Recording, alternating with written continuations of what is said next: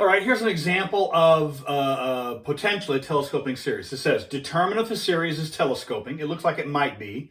If possible, find the sum. So we're going to go down a 3-point checklist for telescoping series. All right, so A, determine.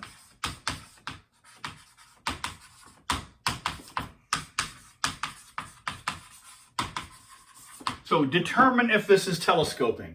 Remember what we do is you replace in the first term, replace n with parenthetical n plus 1. See if it simplifies to this. It's pretty obvious this does.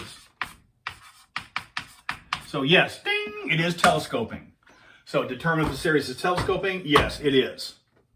All right, so we say, let's call this, for convenience sake, it is telescoping.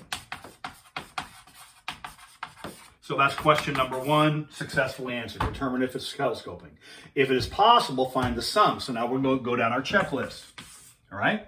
Let's check to see if this actually does have a sum. Take the limit of the second term. All right? So we need to take the limit. This is part A. This is part B. Take the limit as n goes to infinity of just the second term, -2 over n plus 5. Well, as n goes off to infinity, the first thing we try is plug and chug. In our infinity arithmetic, this is -2 over infinity, and in our infinity arithmetic, that's 0. So, ding, yes, it does converge because that value is a finite number. It's not always 0, but it's a finite number. So yes, that's 0. So it does converge. And so now the question is, what actually is the sum? Well, part C, we need to take B1, or Bn, evaluated at n equals 1, minus the limit we just found. The limit from part B. So we need, let's go, here's part C. The sum of -2 over n plus 4 minus -2 over n plus 5. That sum is equal to this first term evaluated at n equals 1 minus the limit we just found in our previous work. This is -2 over 5, and that's all there is. Determine if the series is telescoping. It is. If possible, it is. Find the sum. There it is, -2/5. So telescoping series should not be a brutal challenge. You have this checklist, just go down the checklist. All right? Let's do the same operation here, or the same procedure, with our next little example. And it is, I have 3 over n times n plus 1. And at first blush, this might not appear to meet the conditions for, well, forget first blush. This does not meet the structural conditions for telescoping. But remember, the key is it can be written in the same form, not that it already is in the same form. So what we need to do is a little bit of algebra here.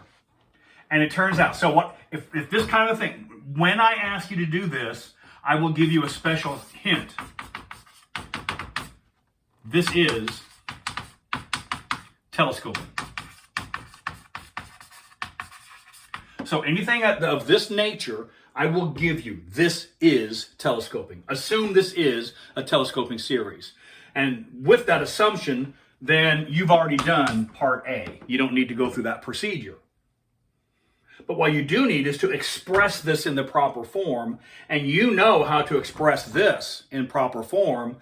This requires, here it is, wait for it, partial fractions.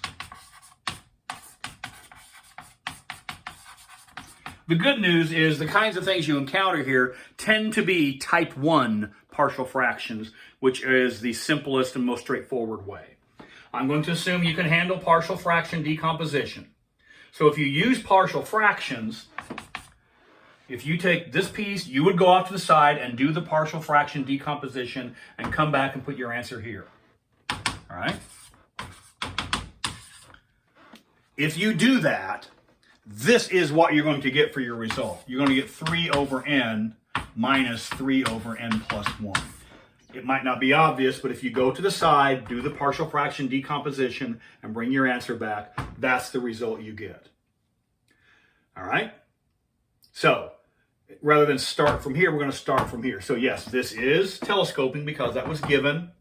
Now we're going to continue with part B and part C. Number 1, what about the limit of the second term? So part A was already done. Here, part A is the hint. Check. Part A is okay. Part B, take the limit of the second term. Don't need the negative sign. It doesn't matter. So this is 3 over infinity, which is 0. Again, it's not necessarily always 0, but in this case it is. And so yes, part B, we have met the condition of part B. This actually does converge. So we would say, therefore, it converges. All right? The question is, what now is the sum?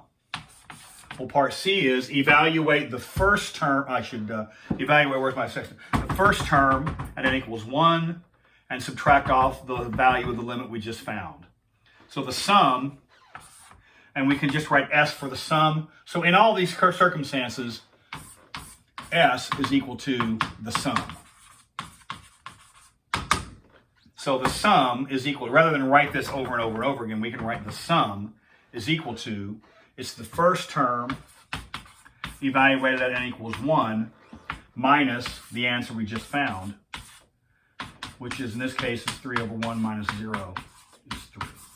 So yes, this telescoping series sums. It is not obvious, but this telescoping series does sum, and that sum is 3.